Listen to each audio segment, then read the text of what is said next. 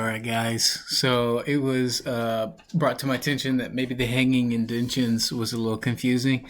No problem. It is pretty confusing. So what I have up here on the page is I have the information for your works cited page. So this is one entry. This was put together by a student that has the information they need and now just needs to put it in the hanging indention format. So first of all, what we need to do is pull up our ruler.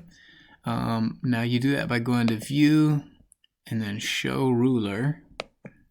Okay, and this is what I mean by the ruler. Now, your works cited page should look like this. Okay, I'm going to click Enter one time. I'm going to go up here. Need to center it, and I'm going to title this page Works Cited. It's going to be its own separate page, right? So the rest of the essay will be up above, but I've got all of my entries are going to be on this page. So first of all, what I need to do is I need to put it all in Times New Roman, boom chicka boom, size 12, boom chicka boom. And because it looks like got some red text there or something, I'm going to make it all black. And then I also need to make it double spaced. So there.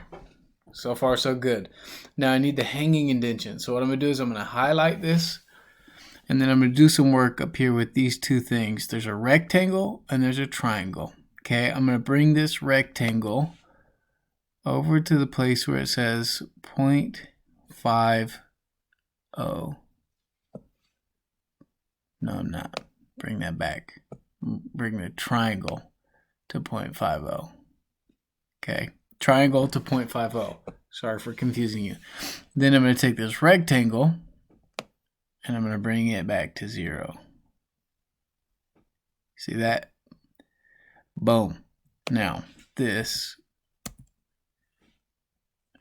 I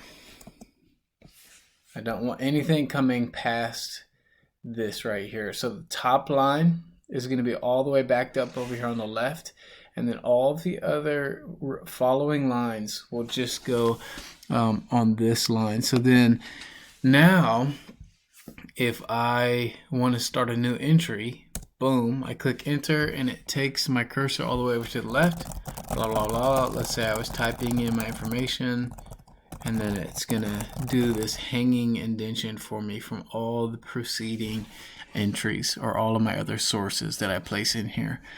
So that's how you do it. Pretty straightforward.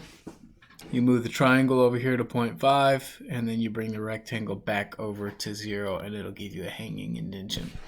If you need help with this, I'm happy to try to talk you through it. Cool. I'll see you guys when I see you. Peace.